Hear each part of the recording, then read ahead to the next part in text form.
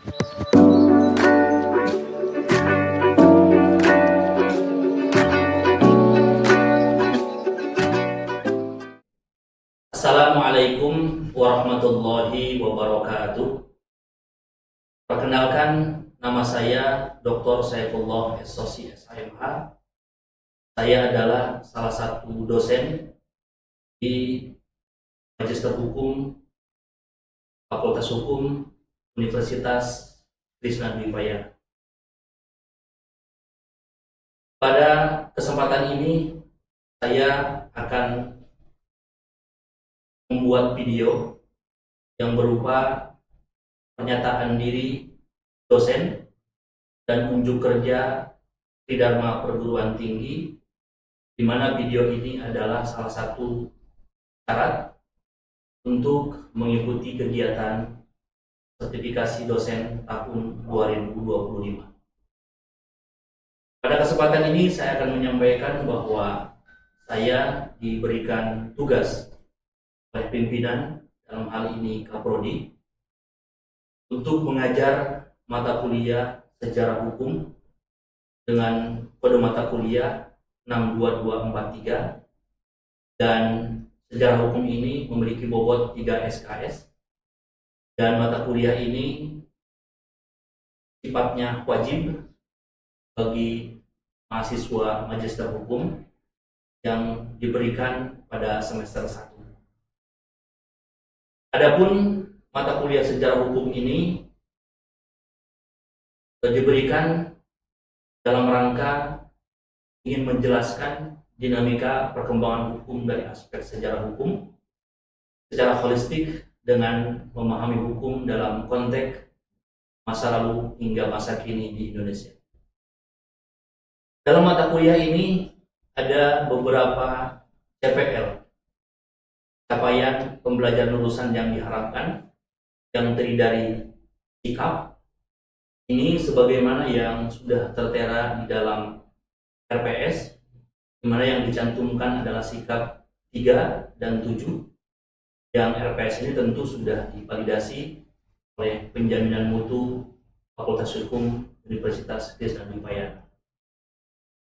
Sikap yang diharapkan dari capaian pembelajaran lulusan adalah yang pertama, berkontribusi dalam peningkatan mutu kehidupan bermasyarakat, berbangsa dan bernegara, serta peradaban berdasarkan Pancasila, taat hukum dan disiplin dalam kehidupan bermasyarakat dan bernegara.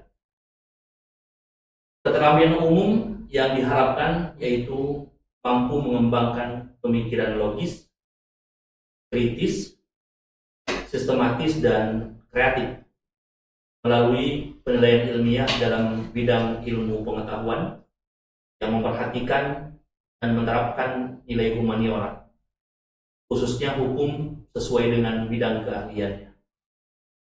Yang kedua adalah mampu menyusun konsepsi ilmiah dan hasil kajian berdasarkan kaidah tata cara dan etika ilmiah dalam bentuk tesis atau bentuk lain yang setara dan diunggah dalam laman perguruan tinggi yang diterbitkan di jurnal ilmiah terindeks.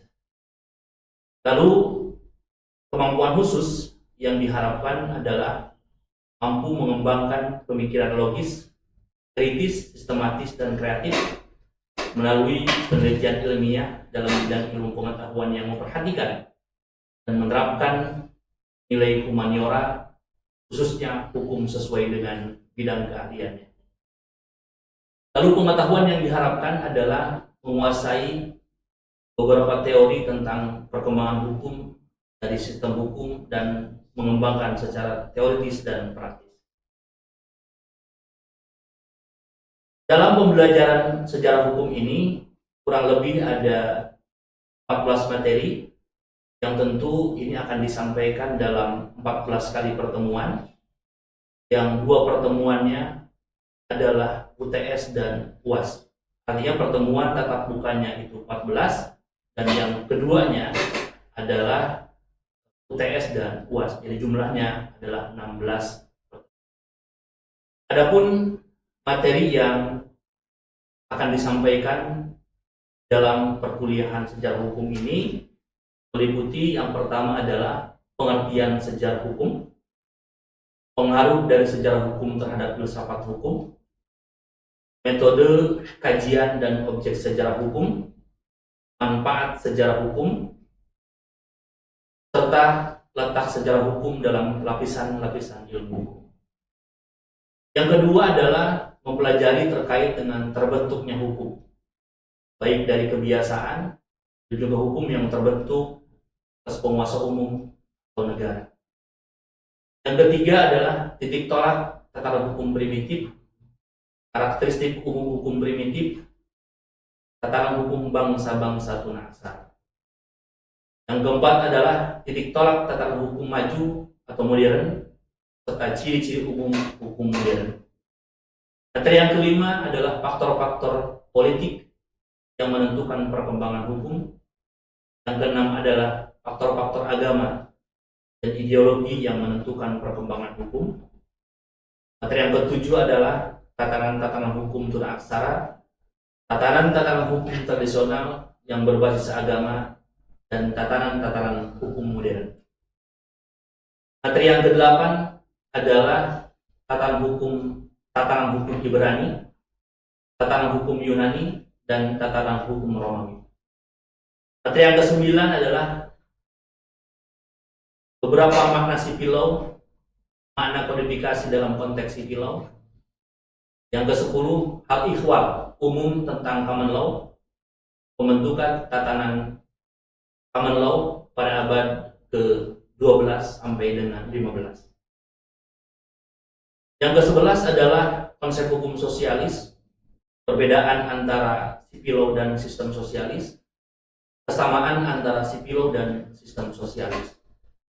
Materi yang ke-12 adalah sejarah hukum perdata barat, posisi hukum perdata barat sebelum dan pasca kemerdekaan, serta hukum perdata barat dalam tata hukum Indonesia. Yang ke-13 adalah sejarah hukum Islam, posisi hukum Islam sebelum dan pasca kemerdekaan, hukum Islam dan tata hukum Indonesia. Materi yang ke-14 adalah sejarah hukum Indonesia sebelum kemerdekaan dan sesudah kemerdekaan. Adapun sumber belajar yang dipergunakan kurang lebih ada sekitar 14, yang salah satunya adalah buku yang saya buat pada tahun 2023, yaitu bahan ajar sejarah hukum. Selanjutnya akan disampaikan video pembelajaran sejarah hukum, di mana salah satu materi yang akan saya sampaikan adalah materi ke-13, yaitu berkaitan dengan sejarah hukum Islam dan posisi hukum Islam sebelum dan pasca kemerdekaan dan hukum Islam dalam tata hukum Indonesia. Berikut video yang bisa disaksikan. Assalamualaikum warahmatullahi wabarakatuh. Selamat siang dan salam sejahtera untuk kita semua. Pada sehat ya? Hari ini kita akan memulai kembali mempelajari terkait dengan sejarah hukum. Tapi sebelum itu mungkin saya akan terlebih dahulu memberikan kesempatan kepada kita semua untuk terlebih dahulu berdoa, karena kita sebagai insan yang bertuhan, tentunya doa adalah senjata untuk kita semua, terutama yang menganut agama Islam. Untuk itu saya persilahkan kepada teman-teman mahasiswa untuk terlebih dahulu kita berdoa.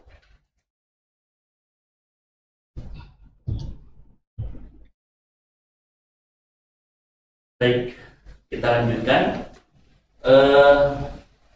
Sebelum kita mulai juga, sepertinya saya harus mengabsen dulu jumlah mahasiswa yang mengikuti kegiatan perkuliahan sejarah hukum ini ada 20. Saya mau tanya kepada komite, ada berapa yang hadir hari ini? Jumlah untuk angkatan kita ada 25, yang hadir 17 Pak Dokter. 17. Pada kemana yang lain? Saya kurang paham Pak Dokter. Oh iya, nanti akan ada punishment dari saya yang terakhir ya. Baik. Oke, baik teman-teman sekalian, kita lanjutkan materi yang ke-13 di perkuliahan sejarah hukum. Kemarin di pertemuan ke-12 saya sudah menyampaikan materi terkait dengan sistem hukum di dunia yang sudah saya sampaikan kemarin. Apakah ada yang masih ingat? Ada yang masih ingat materi yang kemarin? Sejarah hukum perdata. Sejarah hukum perdata di Indonesia ya. Dan itu turunan dari hukum Romawi, Prancis, Belanda, dan kemudian dibawa ke kita ya. Dan itu melalui proses penjajahan. Dan selanjutnya pada hari ini kita akan lanjutkan pembicaraan kita berkaitan dengan sistem hukum di dunia yang semula kita belajar dari mulai civil law, common law, lalu kemudian kita juga bicara sejarah hukum sosialis law. Nah, pada pertemuan ke-13 ini saya akan menjelaskan terkait dengan sejarah sistem hukum di dunia, dalam hal ini adalah hukum Islam. Nah, sejarah pertumbuhan dan perkembangan hukum Islam ini terjadi beberapa tahap. Ya. Kurang lebih saya menyampaikan di sini ada 4 tahapan. Yang pertama, tahap yang pertama adalah masa Nabi Muhammad, yaitu pada tahun 610 Masehi sampai dengan 632 Masehi. Lalu yang kedua masa Khulafaur Rasyidin, di mana setelah Rasulullah SAW meninggal itu perkembangan hukum Islam termasuk juga kepemimpinan di dalamnya itu yaitu pada masa Khulafaur Rasyidin. Kemudian yang ketiga adalah masa pembinaan hukum Islam, dan yang keempat yang akan dibahas pada kesempatan ini adalah perkembangan hukum Islam di Indonesia. Mohon maaf ada kesalahan hukum silam. Ya. Oke, berbicara hukum Islam ini di periode pertama atau di tahapan yang pertama adalah pada masa Nabi Muhammad, di mana pada masa ini disebut juga sebagai masa risalah atau masa mengawali pembentukan hukum Islam yang diturunkannya syariat Islam yang berbentuk wahyu Allah, yaitu Al-Quran. Al-Quran itu turun kepada Nabi Muhammad tentu tidak secara sekaligus ya, tetapi berproses sesuai dengan kejadian-kejadian yang terjadi. Jadi, sekali lagi jangan dipahami bahwa Quran itu turun secara sekaligus, tapi sekali lagi Al-Quran itu turun secara bertahap ya, sesuai dengan konteks masalah yang kemudian ada pada saat itu. Dan pada masa Muhammad ini itu kurang lebih 23 tahun. Ini sangat fenomenal saya kira, dan ini diakui oleh seluruh ahli di dunia ini bahwa Nabi Muhammad dalam kurun waktu 23 tahun berhasil merubah sistem kehidupan Arab, yang mana kehidupan Arab itu jauh dari agama dan juga moral, sehingga julukan yang kita kenal itu adalah jahiliyah. Jahiliyah itu kan secara terminologi itu diartikan sebagai kebodohan. Tetapi bukan bodoh mereka bodoh tidak tahu apa-apa. Secara intelektual mereka pintar, hanya saja tidak menggunakan akalnya dengan baik, sehingga disebut dengan jahiliyah. Salah satu ciri kalau kita berbicara aspek sejarah itu bahwa mereka itu sangat tidak menghormati kaum perempuan. Ya. Dimana ketika ada anak-anak perempuan yang lahir itu mereka kubur hidup-hidup. Makanya bagi mahasiswa yang perempuan ini harus bersyukur. Dan alhamdulillah semuanya di sini perempuan-perempuannya yang mahasiswa-mahasiswanya sepertinya sangat taat terhadap agama.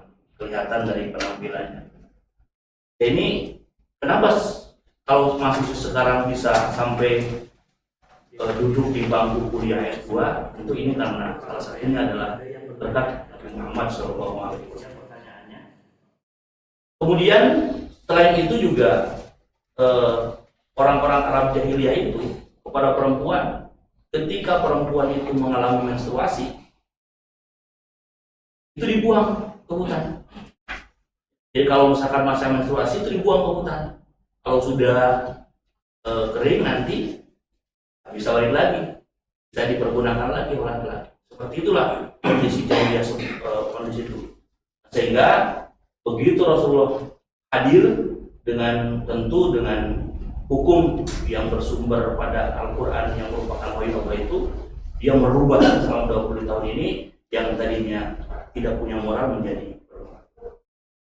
Nah, lalu kemudian pada masa Nabi Muhammad ini juga belum muncul yang namanya mujtahid. Ya, belum muncul yang namanya mujtahid. Mujtahid itu adalah orang-orang yang mempunyai kompetensi di dalam menemukan sebuah hukum. Ya. Karena apa? Karena penyelesaian persoalan hukum yang timbul pada saat itu langsung ditanyakan kepada Rasulullah SAW. Lalu kemudian Rasul menjawab. Tentu ada yang berdasarkan pemikirannya beliau yang disebut juga dengan hadis, tapi ada juga yang kemudian itu beliau tanyakan kepada Rasulullah dan kepada Allah Subhanahu wa taala, lalu kemudian turun wahyu. Nah, periode Nabi Muhammad ini ya, ini dibagi dua. Ada yang disebut dengan periode Mekah, ada juga yang disebut dengan periode Madinah. Kalau periode Mekah itu ini kurang lebih sekitar 13 tahun ya. Ini periode Mekah. Nah, ada karakteristik yang bisa kita pahami dari aspek sejarah itu bahwa pada periode Mekah ini Rasulullah itu fokus pada proses penanaman tauhid. Tauhid itu ya rukun iman ya, rukun iman. Lalu kemudian berupaya menegakkan keadilan, menepati janji, menjauhi kerusakan akhlak, karena bukan hanya yang tadi saya sebutkan, tapi juga perzinahan sangat merajalela, pembunuhan juga iya. Karena orang Arab itu sampai dengan sekarang bisa kita saksikan ya, di Timur Tengah itu memang sukanya perang. Mereka betul-betul fanatik kesukuan, ya, fanatik kesukuan. Sehingga termasuk juga di dalamnya banyak penipuan, lah pokoknya berbagai pidana itu muncul. Lalu kemudian karakteristik ayat yang kemudian terdapat di dalam Al-Quran ini bunyinya adalah ya ayuhan nas. Ya, itu ya ayuhan nas itu artinya wahai manusia. Artinya belum terfokus pada orang-orang mukmin karena ini masih proses penyebaran akidah Islam. Ya, jadi bunyinya wahai manusia artinya keseluruhan seluruh manusia yang ada di Mekah itu terhitop gitu atau terkena objek gitu ya di dalam kalimat ya ayuhan nas ini. Artinya semuanya dikenai ajakan untuk kemudian masuk atau mentaati hukum Islam. Lalu juga karakteristik yang kedua, ini banyak mengandung huruf qasam. Huruf qasam itu huruf sumpah. Wadduha gitu kan. Walaili idza saja kayak gitu ya. Itu kemudian wal fajr wasyamsi. Itu awal-awal ayat yang menggunakan huruf qasam. Lalu yang kedua ada periode Madinah. Kalau periode Madinah ini ada sekitar 10 tahun dari mulai hijrahnya Rasulullah SAW sampai dengan wafat. Nah, kalau pada masa ini disebut juga sebagai revolusi sosial politik. Ya, karena apa?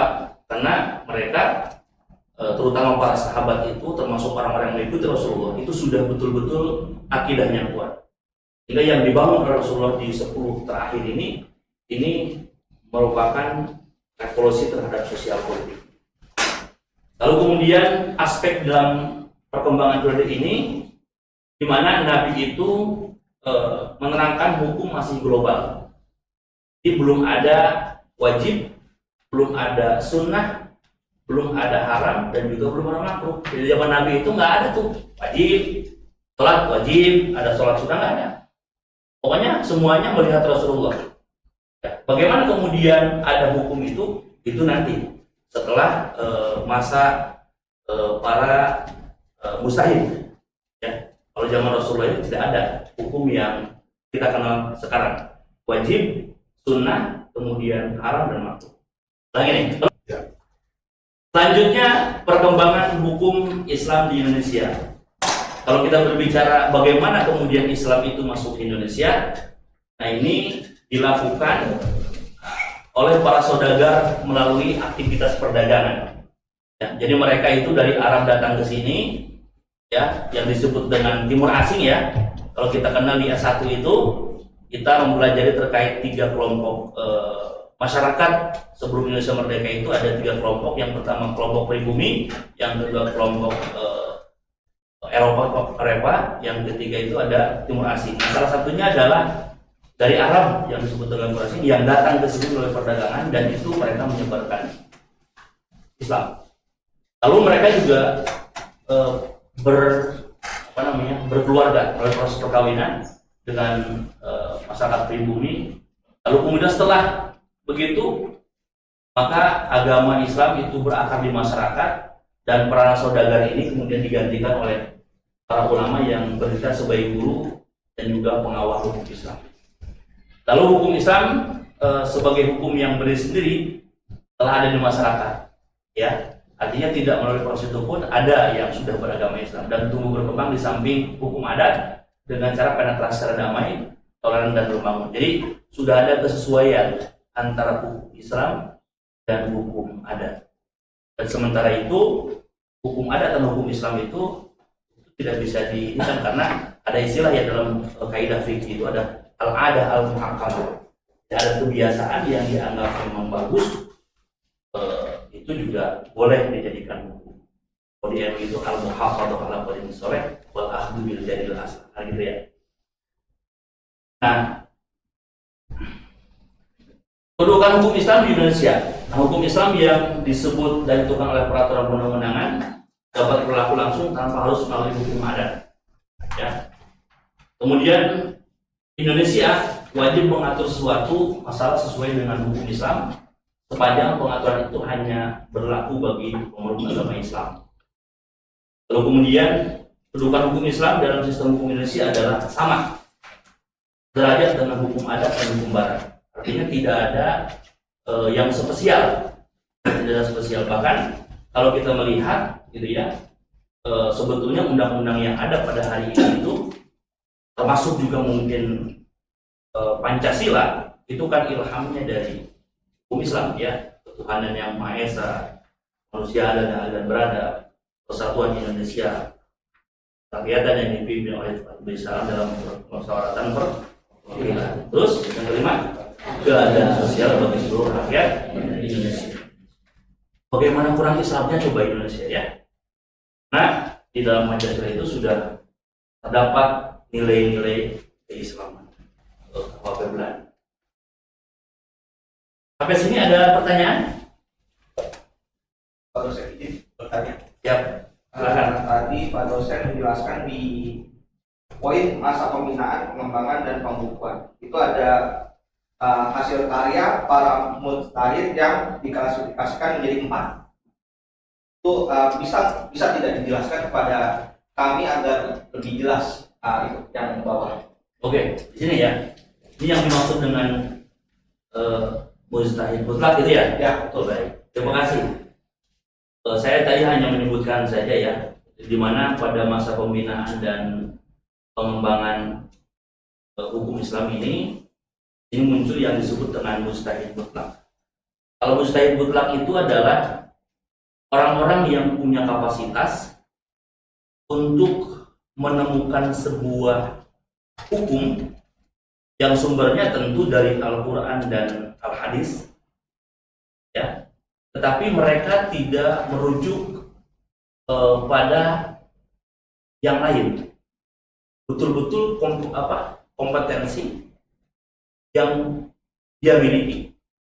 Nah, salah satu contohnya yang ini ya, yang 4 ini, yang Abu Hanifah, Malik bin Anas, Muhammad Idris Asy-Syafi'i, Ahmad bin Hanbal, ini disebut dengan mujtahid mutlak karena mereka menafsirkan Al-Quran, menafsirkan Al-Hadis, istilahnya itu mengistinbat hukum yang ada dalam Al-Quran dan Al-Hadis itu tanpa merujuk kepada siapapun. Betul-betul memang itu kapasitas beliau yang Allah berikan, sehingga memang disebut dengan mujtahid mutlak. Nah, lalu yang kedua ada mujtahid madhab. Kalau mujtahid madhab, mereka yang beristihad menemukan sebuah hukum, tetapi tetap mereka mengacu pada mujtahid mutlak, gitu ya. Jadi sudah ada pendapatnya mujtahid mutlak, lalu kemudian dia beristihad kembali, tetapi tetap masih merujuk pada mujtahid mutlak ini. Makanya kan yang diakui itu madhab ada 4, sahabat itu ada 4, madhabmu ada 4. Kenapa? Karena mereka ini yang kemudian diakui, ya. Abu Hanifah, Malik bin Anas, atau Imam Malik, Imam Syafi'i dari Imam Hanbal inilah yang kemudian sangat fenomenal dan tentu sangat diakui lah, ya, diakui.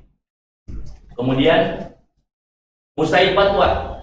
Kalau mujtahid fatwa itu hampir sama, ya, dengan mujtahid dengan mujtahid mazhab, di mana mereka membuat sebuah fatwa, tetapi sekali lagi tidak langsung pada Quran dan hadis, tapi melalui penelusuran, ya, mujtahid mazhab dan juga mujtahid mutlak, ya.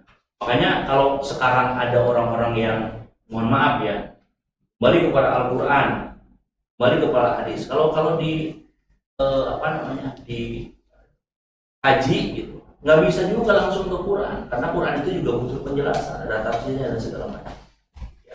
Paling tidak yang merujuk pada pendapat para mujtahid ini yang sudah mendahului kita.